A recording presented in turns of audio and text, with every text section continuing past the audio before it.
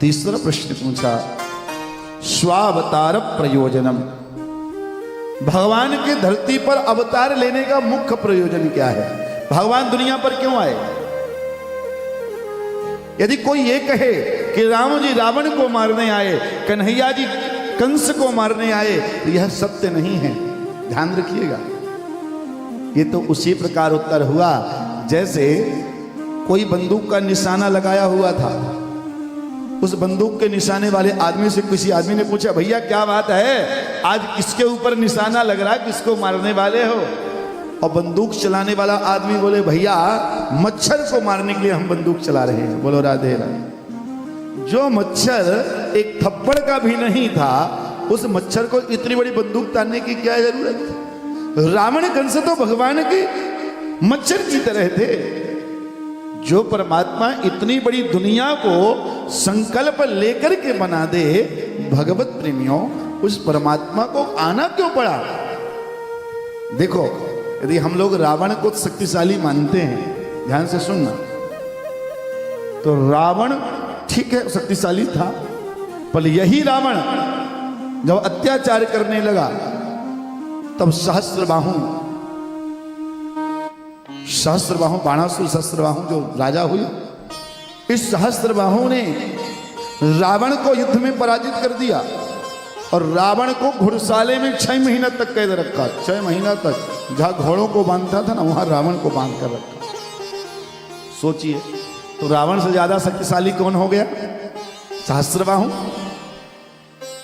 लेकिन यही सहस्त्रबाहु जब अत्याचार करने लगा, तब इस सहस्त्रबाहु को भगवत प्रेमियों, भगवान परशुराम जी ने सहस्त्रबाहु की 996 भुजाओं को काट दिया।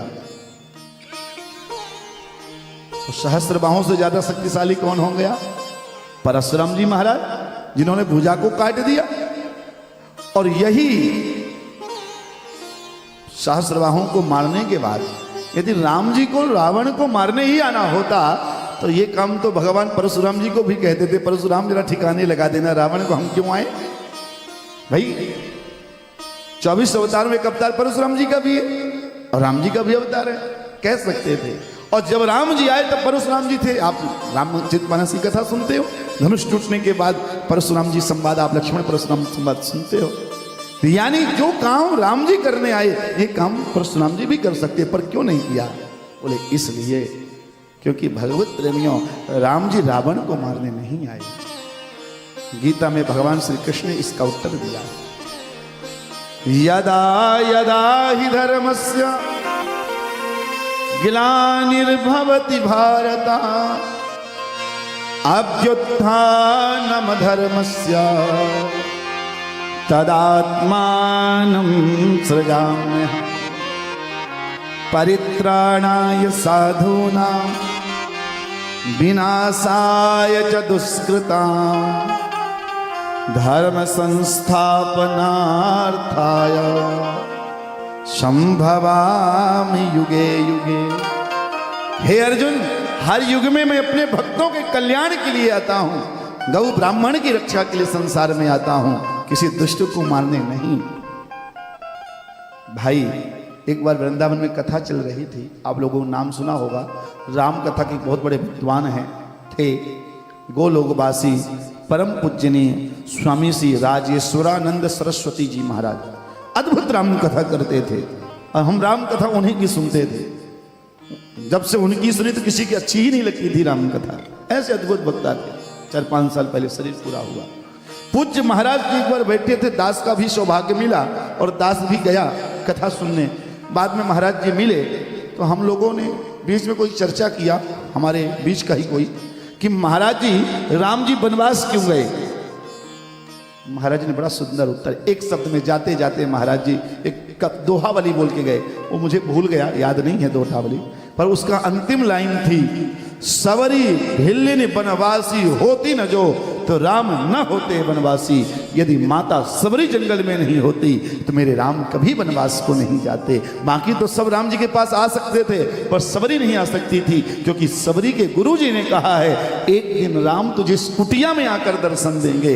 इसलिए सवरी को तो एक ही विश्वास है कि राम यहीं आकर दर्शन देंगे, इसलिए माता सवरी नहीं जा सकती थी। तो केवल सवरी के लिए मेरे राम वनवास गए, यही कारण है परमात्मा का। तो परमात्मा का अवतार लेने का प्रयोजन भी यही, हम सबके कल्याण के लिए परमात्मा आए, और कोई कारण नहीं परमात्मा के आने का। किम कर्म, चौथा प्रश्न महाराज, मानव का कर्म क्या है। मानव को पहला तो श्रेयस धर्म बताया, और दूसरा कर्म करना क्या है हमें। तो यहां पर बड़ा सुंदर वर्णन किया भैया।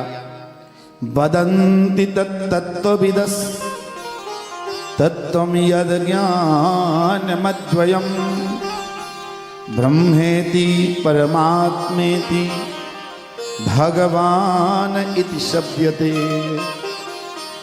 मानव का धर्म है, कर्म है, हम सबको जीवन